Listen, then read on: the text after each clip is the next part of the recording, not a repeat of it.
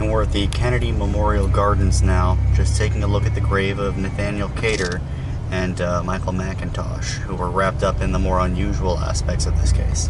Michael McIntosh, Nate Cater, and Jimmy Payne were all victims tied to the Atlanta child murderer in spite of their older ages. Because these three don't fit into the MO of earlier victims, it's possible that they were involved in a criminal gang led by a separate serial killer, able to avoid the murder charges once all the deaths were pinned on Wayne Williams. The first of the three to die was Michael McIntosh, a developmentally delayed man who worked at the Adaman labor pool and had gone to the challenge school for boys with the younger brother of another one of the older victims, Larry Rogers.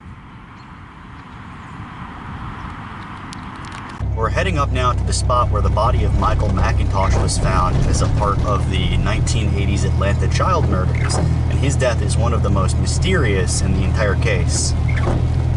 On March 25th, he stumbled into a shop along the highway, beaten and crying.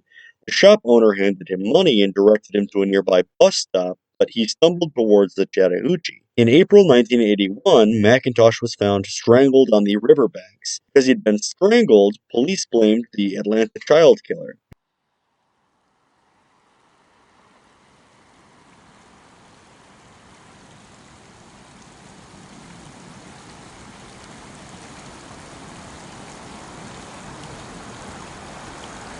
Jimmy Payne was the next to die, a 5'1", developmentally delayed 21-year-old black man who had just been released from the Alto prison a few months earlier for burglary. Interviews suggest that he was trying to assume a new ID a few days before he vanished, and he'd attempted suicide twice.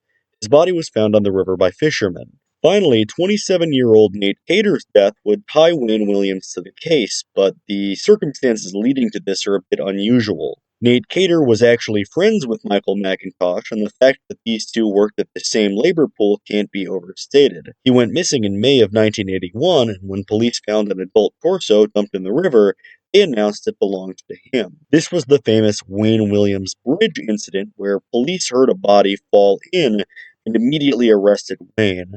Oddly, it took the police a while to find the torso, and it should be noted that three people independently saw Nate Cater walking around after the splash was heard. Cater lived in the same apartment complex as murder rapist Amp Wiley, who can't really be overstated in this case. I believe he's crucial to understanding the deaths of some of the older victims. A day after Cater's torso was found in the river, lying alongside a Tommy gun and a cracked safe, his roommate ran into the labor pool in tears, shouting that he would be next to die. So what do these three murders suggest?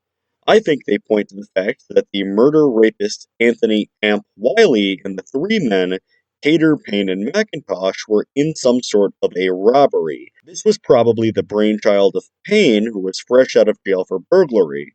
Someone in the group involved Amp Wiley, who was likely friends with Cater because they both lived in the same apartment complex. Cater then got his work buddy McIntosh in on the scheme. And so an incredibly violent Amp Wiley sees that black boys were dying all over Atlanta, and it didn't seem like police could care less. He began to tie up loose ends by first killing Michael McIntosh, whom he believed was slow-minded and wouldn't be investigated. Next, he killed the mastermind, Jimmy Payne, either to increase his own payout or because of Payne's suicide attempts drawing attention to them. Finally, he killed Nate Cater just to tie up loose ends. Naturally, Cater's roommate, seeing many in his friend circle end up dead, had a mental breakdown at work. And Wayne Williams was caught more or less by chance, as police heard a splash just as he drove over the bridge.